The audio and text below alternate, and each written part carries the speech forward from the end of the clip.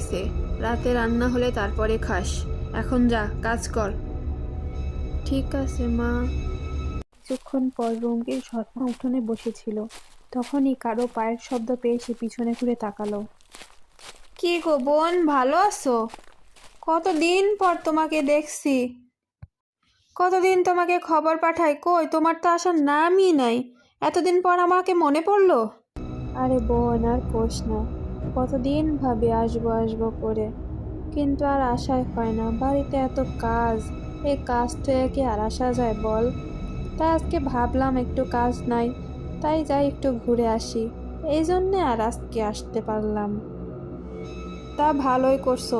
চলো ঘরে চলো, তোমার সাথে অনেক কথা আছে আমার।